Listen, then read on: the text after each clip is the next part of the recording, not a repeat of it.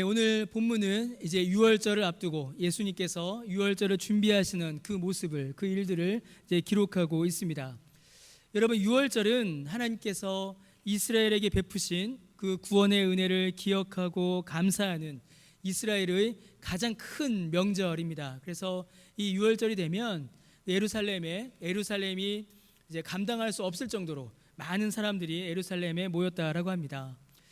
여러분, 유월절, 우리는 이제 출애굽기를 통하여서 이 유월절을 알고 있습니다. 이스라엘이 애굽에서 이제 종살이를 했지요.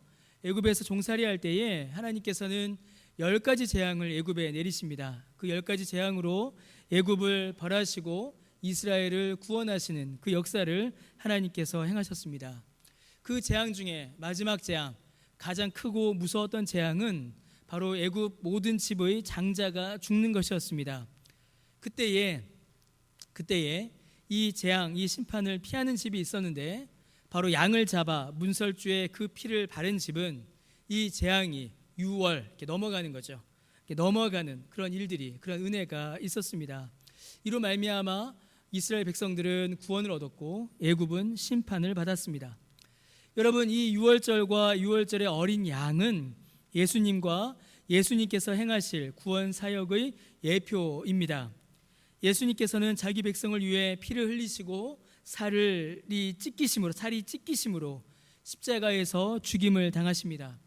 그리고 그 죽음으로 말미암아 자기 백성을 죄와 사망의 영원한 저주에서 구원하십니다. 참으로 예수님은 하나님께서 죄인을 구원하시기 위하여 이 땅에 보내신 유월절 어린 양이십니다. 유월절 양이 죽은 것처럼 예수님도 그렇게 죽임을 당하심으로 그 자녀를, 그 백성을 구원하십니다. 여러분, 유월절의 주인이자 유월절의 실체이신 예수님께서 유월절을 준비하십니다.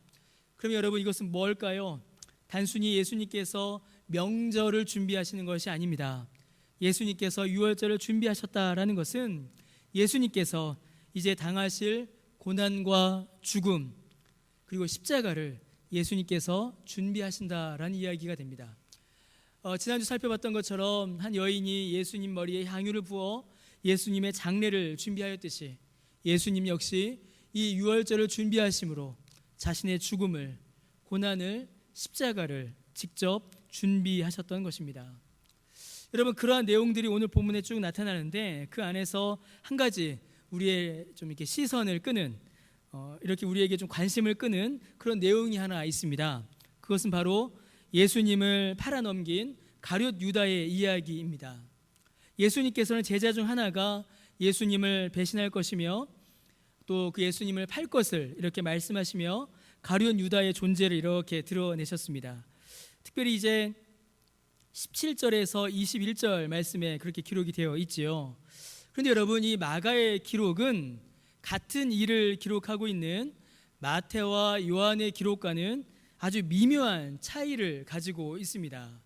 아주 미묘한 차이가 그 안에 있습니다. 17절에서 21절을 보시면요, 이게 뭐냐면은 마가는 이 사건을 기록하면서 가룟 유다의 이름을 지목하지 않습니다.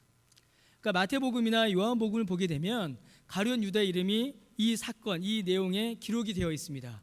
근데 마가는 이제 가룟 유다의 이름을 이렇게 기록을 하지 않습니다. 딱 지목을 하진 않아요.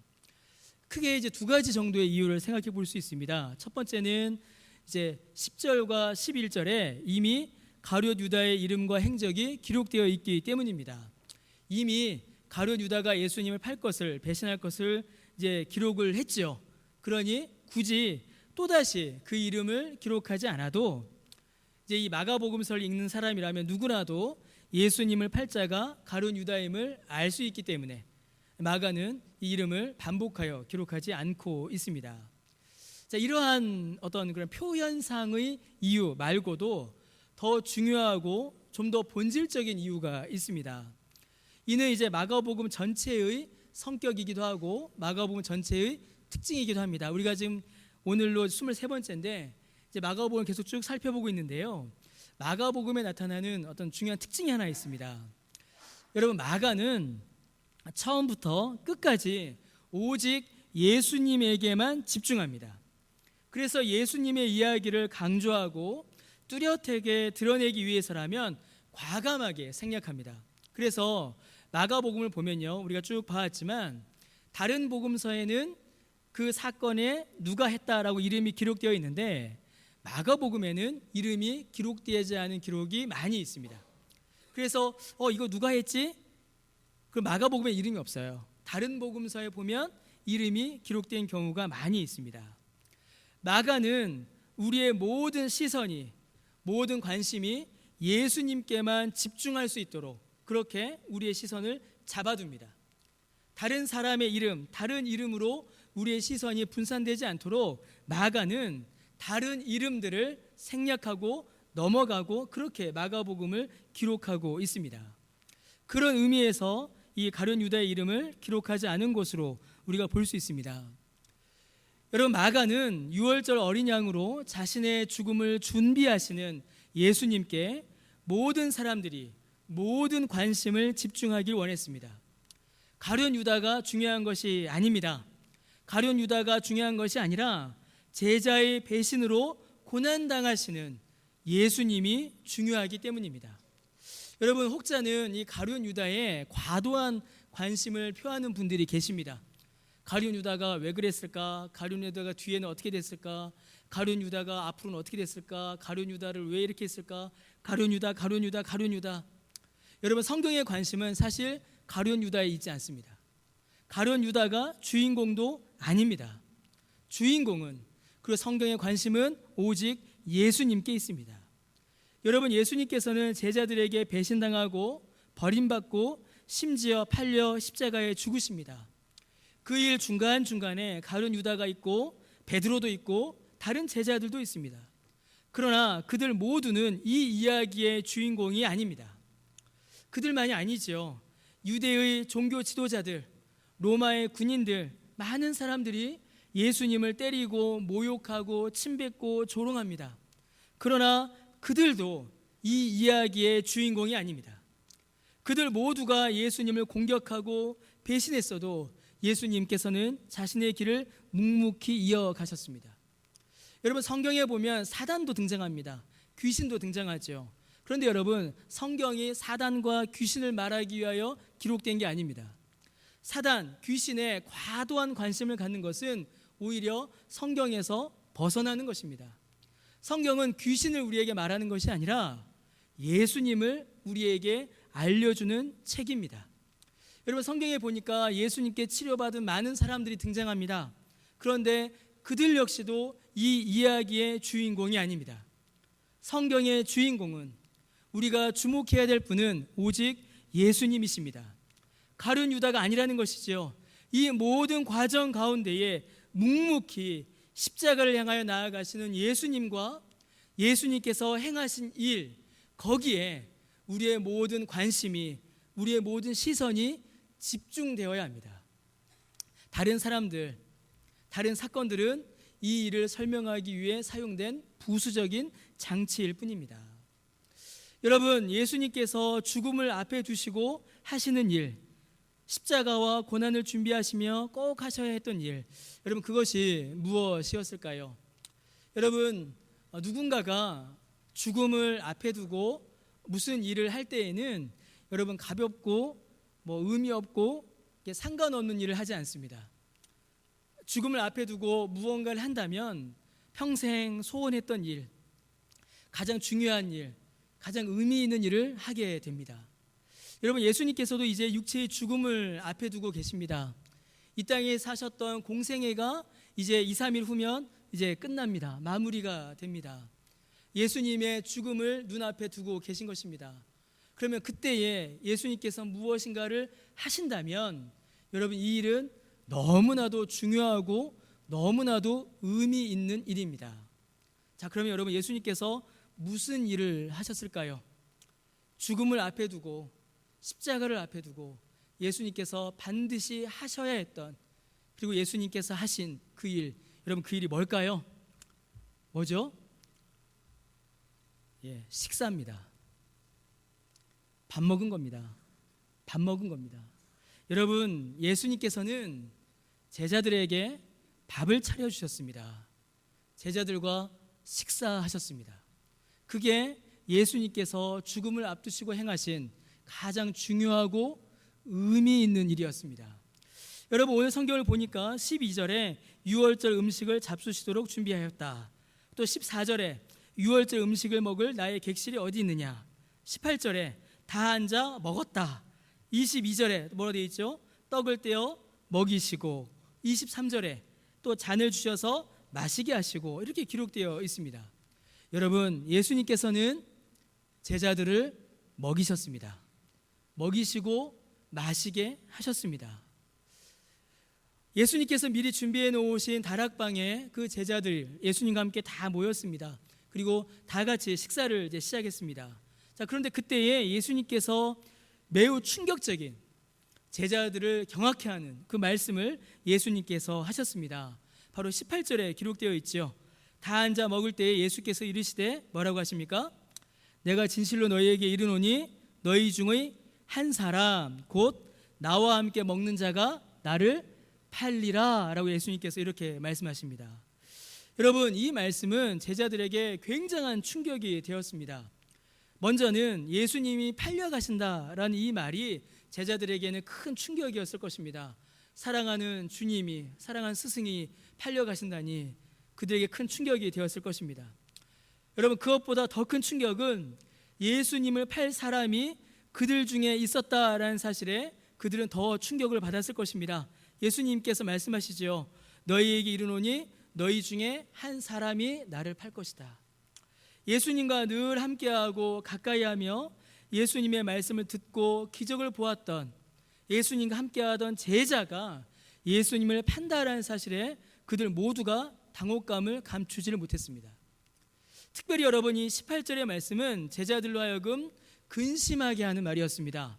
왜 그러냐면 예수님의 팔자가 그들 중에 있는데 그가 누구인지 예수님께서 밝히지 않으시기 때문입니다. 자, 물론 20절 말씀에 보시면요, 제자들이 막 근심을 하니까 나와 함께 그릇에 손을 넣는 자라고 이렇게 대상을 이렇게 좁혀 주십니다. 자, 그런데 여러분, 18절 말씀에 예수님의 말씀은 사실은 12명을 전부 다 통칭하는 말씀입니다. 제자 중에 너희 중에 한 사람이 나를 팔 건데 18절에 보니까 뭐라고 되어 있죠? 곧 나와 함께 어떤 사람이요? 먹는 자가 나를 팔리라 라고 말씀하십니다. 자, 여러분, 12제자가 예수님과 함께 모였습니다. 왜 모였습니까? 왜 모였죠? 같이 먹으려고 모였죠. 그럼 여기서 나와 함께 먹는 자는 누굽니까? 가룟 유다입니까? 아니죠. 나와 함께 먹는 자는 누구예요? 거기에 있었던 제자 전부를 가리킵니다. 이 말씀에 제자들은 굉장히 당황합니다. 굉장히 놀라요. 그래서 19절에 보니까 제자들이 어떻게 합니까? 그들이 근심하기 시작합니다. 아니, 우리 중에 예수님 팔 사람이 있대. 그런데 예수님과 함께 먹는 자가 예수님을 판대. 나 지금 예수님하고 같이 밥 먹었는데 너도 예수님과 같이 밥 먹었잖아. 이러한 근심이 그들 가운데 쫙 퍼지기 시작합니다. 제자들이 당황하죠. 근심합니다. 그러면서 어떻게 하죠? 19절에 하나씩 모두가 한 사람씩 예수님 앞에 나와서 뭐라고 말합니까? 나는 아니죠. 이렇게 이야기합니다. 전부 다 예수님과 함께 밥 먹었거든요. 그러니까 전부 다 12명이 다 용의선상에 오른 겁니다. 12 중에 하나예요. 그런데 나는 아니죠. 나는 아니죠. 우리 중에 예수님을 팔 사람이 있다고요? 아유, 우리 중에 누가 예수님 판다고요? 그런데 저는 아닙니다. 제가 그럴 리가 없습니다. 그런 말들이 제자들의 입에서 나오기 시작했습니다. 나는 아닙니다. 나는 예수님 팔 리가 없습니다. 나는 예수님을 사랑하는 예수님의 제자인데 내가 어떻게 예수님을 배신하겠습니까? 그런 말들이 한 사람 한 사람 입을 통하여서 나오기 시작했습니다. 사랑하는 성도 여러분, 그러나 그 이후에 어떤 일이 벌어졌는지 우리는 이미 그 결과를 너무나도 잘 알고 있습니다. 우리가 읽지 않았지만 마가복음 14장 50절이 그 결론을 기록하고 있죠. 제자들이 다 예수를 버리고 어떻게 했습니까? 도망갔습니다. 제자들이 예수님을 버리고 다 도망가렸습니다. 예수님을 팔아 넘긴 사람은 한 사람이었습니다. 예수님을 팔아 넘긴 자는 가룟 유다 한 사람이었지만 나는 아니지요. 내가 예수님을 팔 리가 없습니다. 그렇게 말하던 자들 중 그 누구도 끌려가시던 예수님의 옆자리를 지키지 않았습니다. 모두가 다 예수님을 떠나버렸습니다. 예수님을 판 사람은 한 사람이지만 그 누구도 예수님과 함께하지 않았습니다. 여러분, 우리가 이제 계속 살펴보겠지만 37절에서 42절에 보니까 예수님께서 제자들에게 야, 같이 기도하자 이렇게 말씀하십니다. 그런데 그들 중에 그들은 연약하여서 예수님의 부탁마저도 들어드리지 못합니다. 같이 기도하자라고 말씀하신 예수님의 말씀에 제자들 순종하지 못합니다. 순종에 실패합니다.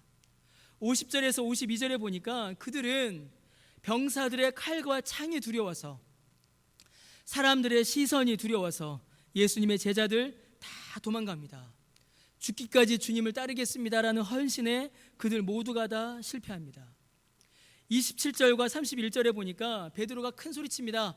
나는 예수님 떠나지 않습니다. 나는 예수님 함께 할 겁니다. 그렇게 큰 소리치던 베드로도 66절에서 72절에 보시면 여종의 말에 비겁하게 예수님을 부인합니다. 자기가 예수님께 했던 그 약속마저도 지키지 못하고 실패해버립니다.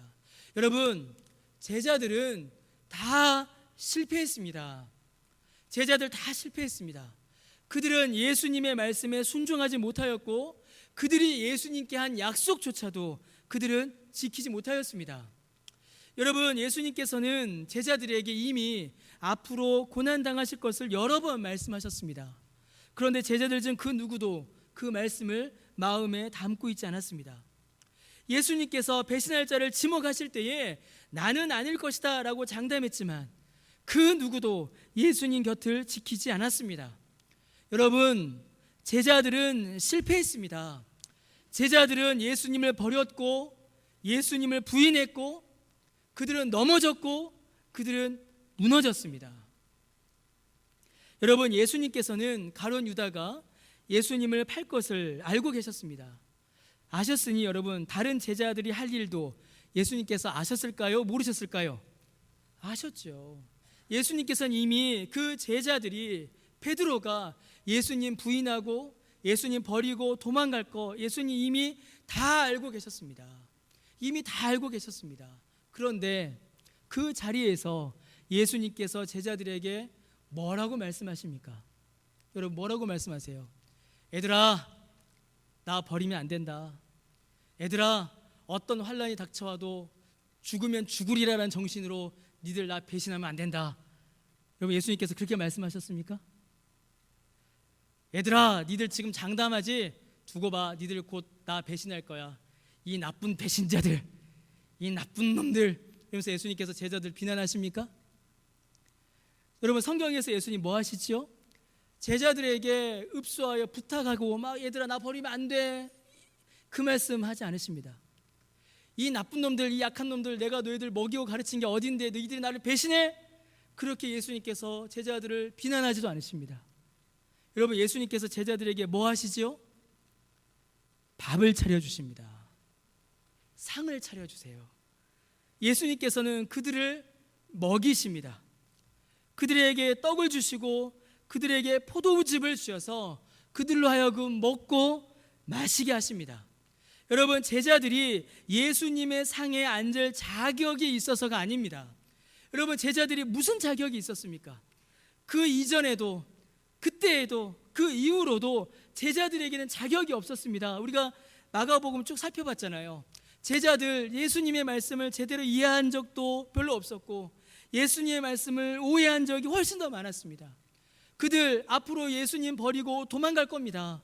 그 제자들 예수님의 상에 앉아서 예수님이 차려주시는 밥을 먹을 자격이 사실 그들에게는 하나도 없습니다. 그런데 예수님께서 그들에게 상을 차려주십니다. 여러분, 제자들이 예수님께서 차려주신 그 상에 앉아서 먹고 마신 것은 그들이 그 상에 앉을 만한 자격이 있어서가 아니라 이 밥상이, 예수님께서 주시는 그 양식이 여러분 제자들에게 절대적으로 반드시 필요했기 때문입니다. 예수님께서 차려주시는 이 음식을 먹고 마셔야지만 그들이 살아갈 수가 있기 때문입니다. 그들이 잘해서, 그들이 자격이 있어서가 아니라 그들이 살려면, 그들이 생명을 유지하려면 이 떡을 먹고 이 잔을 마셔야 했기 때문에 예수님께서 그들을 그 상에 앉히신 것입니다. 은혜의 상에 주님께서 참으로 은혜로 그들을 앉히셨습니다. 사랑하는 성도 여러분, 아침 드셨습니까? 예, 1부 예배 때는 이제 이 질문이 의미가 좀 있었는데 2부 예배는 벌써 시간이 좀 이렇게 지나가서요. 여러분 아침 식사 다 하셨나요? 어떠신가요? 예, 다 드셨죠? 요즘에는 아침을 잘 안 먹습니다. 아침을 잘 안 먹어요. 그렇죠? 근데 여러분, 우리가 밥을 먹습니다. 우리 왜 밥을 먹죠? 여러분, 우리가 왜 밥을 먹죠? 살기 위해서 먹죠. 여러분, 먹기 위해서 삽니까? 살기 위해서 먹습니까?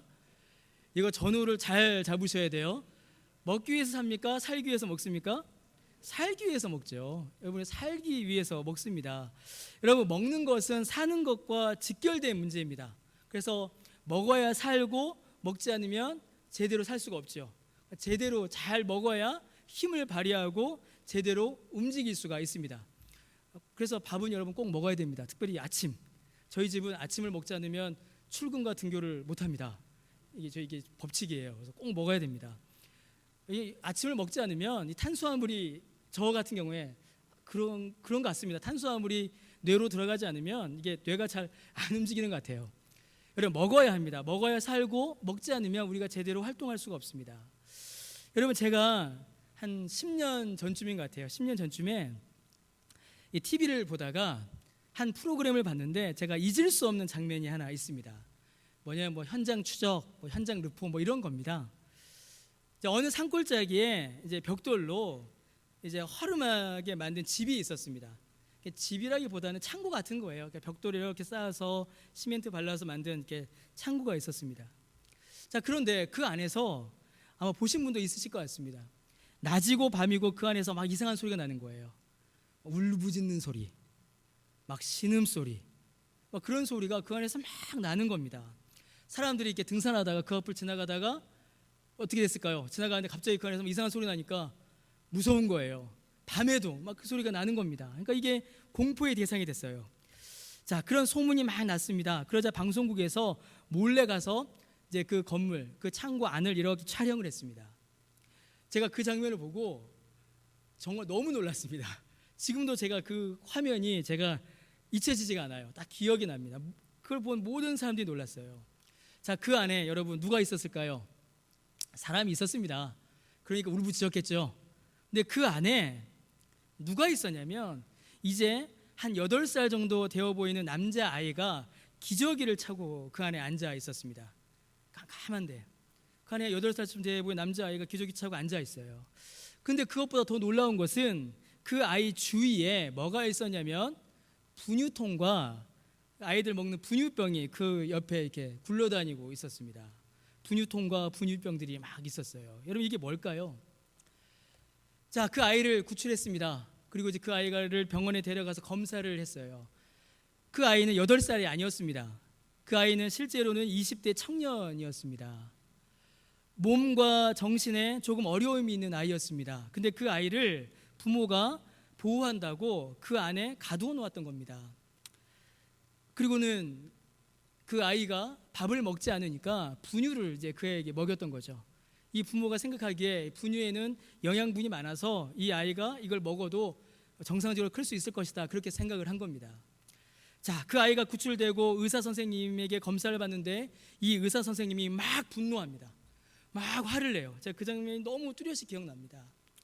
그 청년이 만약에 어렸을 때에 적절하게 영양을 섭취했다면, 그 나이와 성장 단계에 맞게 영양을 섭취했다면 완전히는 아니더라도 상당히 호전되었을 것이며 정상에 가까운 생활을 할 수도 있었다라는 겁니다. 그런데 그 부모가 그 아이에게 그 나이와 성장 단계에 맞는 음식과 밥을 먹인 게 아니라 분유만 먹인 겁니다. 여러분, 분유가 아무리 영양분이 많아도 그 영양소는 누구에게 맞죠? 젖먹이 애들에게 맞는 거지 청년과 어른들에게는 맞지 않는 겁니다. 아무리 분유를 먹여도 청년으로, 어른으로 성장할 수 없습니다. 여러분, 그 청년은 아이가 아니라 청년이 될 수 있었습니다. 조금 부족하면 어떻습니까? 조금 모자라면 어떻습니까? 적절하게 먹고 적절하게 영양을 공급받았으면 그 아이는 청년으로 성장할 수 있었습니다. 제대로 된 삶을 살 수도 있었다라는 겁니다. 그런데 그 청년은 존재했지만 제대로 된 삶을 살아갈 수 없었습니다. 제대로 먹지 못하고 제대로 영양을 공급받지 못했기 때문입니다. 사랑하는 성도 여러분, 예수님께서 우리에게 주시는 생명은 그저 존재하는 것이 아닙니다. 그저 존재하는 거 있죠. 돌멩이 같은 건 그냥 존재합니다. 그런데 여러분, 주님께서 우리에게 주신 생명은 그저 존재하는 게 아니라 말 그대로 생명입니다. 여러분, 주님께서 우리에게 주신 생명은 존재하는 것이며 그 생명으로 운동하는 것입니다. 움직이는 거예요. 예수 그리스도의 보혈로 우리의 죄를 씻어 깨끗하게 하시고 하나님의 자녀로 다시 태어나게 하셨습니다. 우리의 존재를 바꾸셨습니다. 다시 태어나게 하셨어요. 이제 우리는 죄와 사망의 종이 아니라 거룩하고 영광스러운 하나님의 자녀입니다. 여러분, 새로운 존재는 새로운 운동을 합니다. 새롭게 움직입니다. 존재의 변화는 존재에 걸맞는 성장을 하고 운동을 하고 변화를 경험하게 됩니다.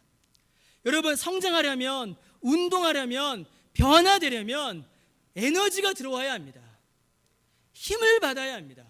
힘이 있어야, 에너지가 있어야, 영양분이 있어야 움직이고 변화하고 성장하는 겁니다. 여러분, 무엇을 먹어야 하나님의 자녀된 우리가 성장하고 변화되고 운동할 수 있겠습니까? 여러분, 제자들의 앞날에는 배고플 일이 엄청나게 많았습니다. 지금 제자들 예수님과 밥 먹고 있죠. 그런데 제자들의 앞날, 제자들의 앞일은요, 여러분, 고난과 배고픔과 환난의 연속입니다. 이제 그들의 눈앞에 닥친 일이 있어요. 뭐죠? 예수님께서 십자가에 달려 돌아가십니다. 사랑하는 주님이 십자가에 달려 돌아가시는 그 상실감과 두려움, 그 고통이 이제 제자들 앞에 놓여 있습니다. 자, 그럼 거기서 그칠까요? 그렇지 않습니다. 예수님 부활하시고 난 이후에 그 제자들에게 더 큰 어려움이 그들을 덮쳐옵니다. 죄와 유혹이 그들에게 밀려오기 시작합니다. 제자들이 넘어집니다. 거룩과 의의를 잃어버립니다. 결정적으로 그들의 육체 역시 고통과 배고픔을 피할 수 없었습니다. 수많은 박해가 그들을 덮쳤고 어려움과 고통과 눈물과 한숨과 신음이 그들의 삶을 채워갈 것입니다. 그들은 지칠 것입니다. 쓰러지고 도망가고 실패할 것입니다. 때로는 너무 허기가 지고 너무 지쳐서 탈진하여 다시 일어설 힘도 그들에게 없을 수 있습니다. 때로는 아무리 찾아도 아무 먹을 것도 찾지 못하여 절망하는 그 절망이 그들에게 덮쳐올 수 있습니다. 덮쳐왔습니다. 여러분, 제자들이 만약 그 자리에 멈춰 있었다면, 그들이 성장하지 않고 그들이 자라지 않고 그들이 힘을 받지 않았다면 도저히 그들이 감당해낼 수 없는, 도저히 그들이 이겨낼 수 없는 수많은 배고픔과 고통과 환난이 그들 앞에 그들을 기다리고 있었습니다. 8살 아이의 힘으로 감당할 수 없고 청년의 힘으로만 감당할 수 있는 일들이 그들 앞에 놓여 있었다라는 것입니다. 여러분, 주님께서 그들에게 밥을 먹이셨습니다. 주님께서 그들에게 양식을 주시고 주님께서 그들에게 음료를 주셨습니다. 약한 그들에게, 힘없는 그들에게 양식을 주시고 먹이시고 마시게 하심으로 그들에게 힘을 주셨습니다. 그들에게 능력을 주신 것입니다. 그들이 성장할 수 있고 그들이 변화될 수 있고 그들이 운동할 수 있는 그 힘을 예수님께서 그들에게 먹이시는 것입니다. 여러분, 그 양식이 무엇입니까? 예수님의 몸이고 예수님의 피입니다. 예수님을 믿을 때에 예수님께서 이 떡을 먹고 힘을 내라. 예수님을 믿을 때에 이 잔을 마시고 힘을 내라. 나를 믿으니 예수님을 믿으니 예수님을 먹고 마심으로 힘을 내요. 힘을 내요.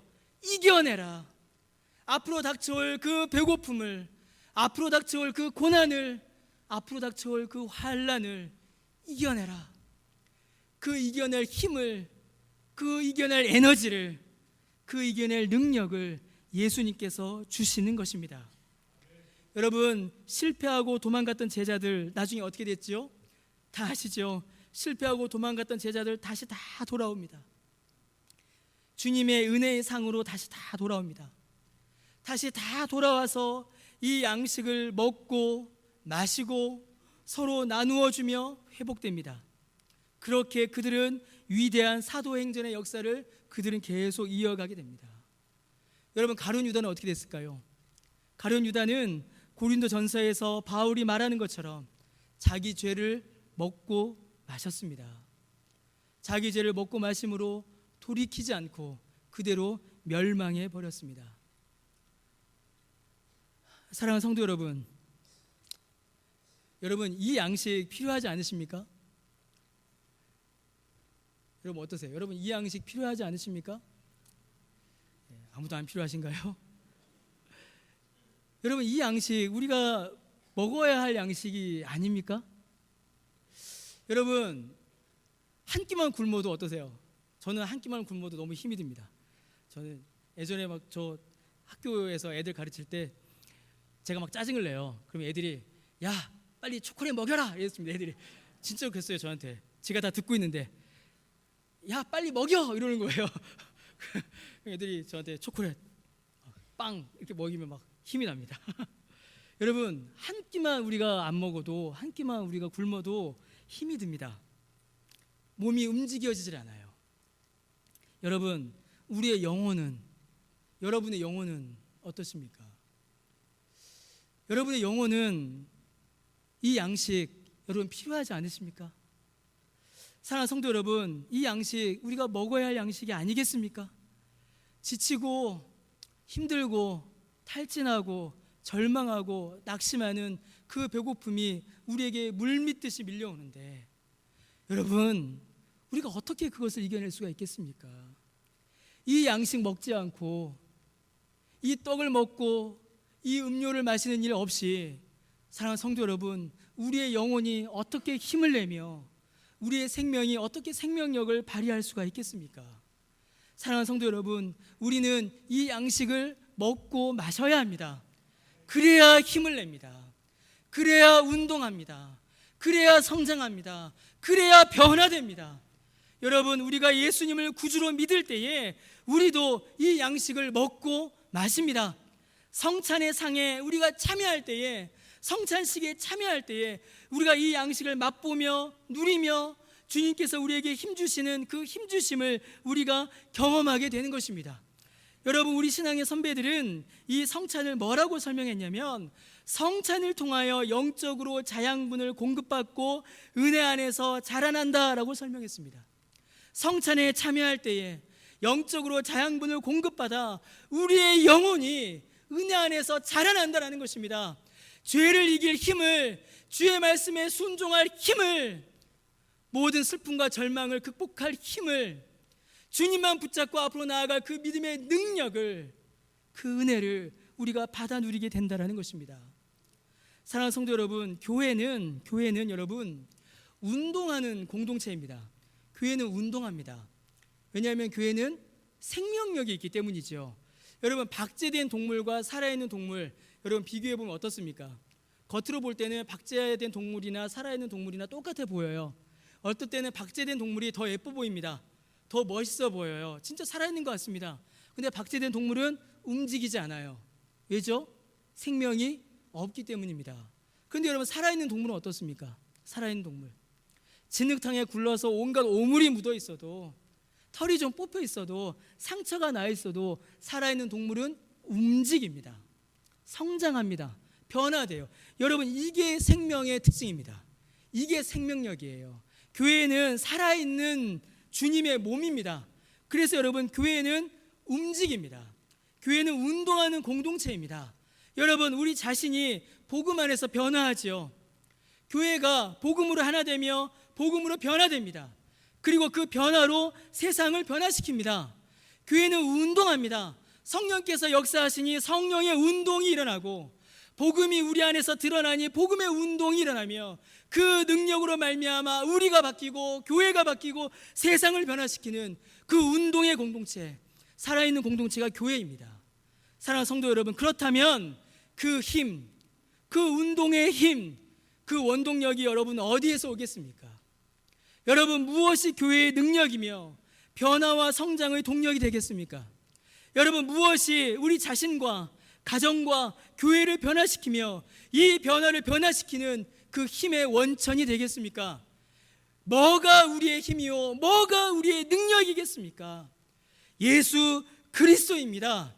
예수 그리스도가 우리의 힘이고 예수 그리스도가 우리의 능력입니다. 그래서 예수님께서 자기 몸을 우리에게 떡으로, 자기 피를 우리에게 음료로 주신 겁니다.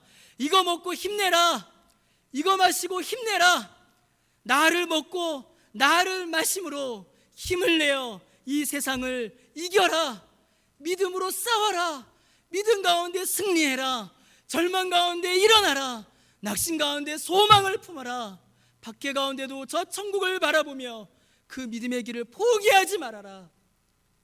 주님께서 그 힘을 말로만 주신 것이 아니라 자기 살을 찢으심으로, 자기 피를 흘리심으로 우리에게 주신 것입니다. 예수 그리스도가 우리의 힘입니다. 예수 그리스도가 우리의 능력이며 예수 그리스도가 우리의 양식인 것입니다. 사랑하는 성도 여러분, 예수님을 먹고 마시십시오. 예수님을 배불리 먹고 예수님을 배불리 마시기를 바랍니다. 어떻게 먹고 어떻게 마실까요? 예수님을 믿을 때에 우리는 예수님을 먹고 마십니다. 우리가 성찬을 하지요. 성찬의 상에 참여할 때에 우리는 그 예수님을 먹고 마십니다. 그럼 여러분, 성찬에 참여하지 않을 때는 우리가 예수님을 먹고 마시는 일이 없을까요? 지금은 우리가 예수님 먹고 마시는 일 없는 겁니까? 아닙니다. 여러분, 모든 예배는 본질적으로 성찬식입니다.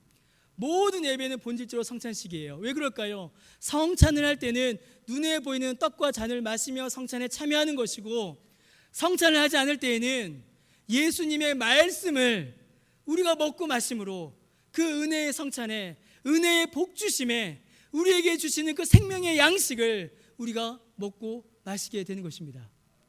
사랑하는 성도 여러분, 주님의 말씀으로 예수님을 먹고 마심으로 힘을 내십시오.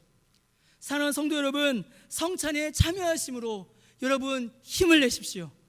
여러분, 성찬은 그래서 잔치입니다. 성찬은 그래서 식사입니다. 성찬은 그래서 주님께서 배고프고 지치고 쓰러지고 힘없는 우리에게 힘을 주시려고, 우리에게 새로운 능력을 부어주시려고 우리 앞에 차려주시는 은혜의 밥상입니다. 은혜의 상입니다. 자격 없지만, 능력 없지만, 공로 없지만 힘내라고 다시 우리에게 부어주신 그 은혜의 밥상, 지치고 쓰러지고 넘어지고 실패하고 약해진 우리에게 새 힘을 불어 넣어주시는 하나님의 잔치상, 식탁, 그게 성찬입니다. 하나님의 말씀으로 이 세상을 싸워나갈 운동의 능력을 바로 이 예배를 통하여서, 성찬을 통하여서, 말씀을 통하여서 여러분, 우리가 받아 먹는 것입니다. 여러분, 어떠십니까? 성찬 하고 싶으시죠? 우리 믿음의 조상들은 모든 예배에서 성찬을 향하여 그리스도의 복주심과 그리스도의 힘주심을 모든 성도가 받아 누려야 한다라고 그렇게 기록했습니다. 그래서 성찬은 여러분 어떨까요? 자주 할수록 좋습니다. 자주 할수록 좋습니다. 형식적인 성찬 말고 그 성찬의 의미와 교훈을 다시 한번 마음에 새기며 주께서 주시는 힘과 위로와 능력을 경험하는 그 은혜의 성찬. 제가 이제 농담처럼 성찬 광고하면 제가 그런 얘기 가끔 하잖아요. 주일날 교회 와봤더니만 오늘 성찬하는 날이었네. 주일날 교회 와봤더니만 앞에 성찬상이 차려져 있네. 여러분, 그렇게 참여하는 성찬 말고요. 그렇게 참여하는 성찬 말고요. 지치고 상한 나를 살리시고 나에게 다시 힘주시는 그 주님의 은혜를 경험하는, 소망을 경험하는 그 능력의 성찬, 그 성찬을 통하여서 새 힘을 받으시는 저와 여러분 되시기를 주님의 이름으로 간절히 축원합니다. 예수님을 먹고 마심으로 힘을 내십시오. 여러분, 힘내세요. 힘을 내시고 주님의 은혜로 말미암아 그 능력을 경험하시는 저와 여러분 되시기를 주님의 이름으로 다시 한번 간절히 축원합니다. 우리 함께 찬송하겠습니다.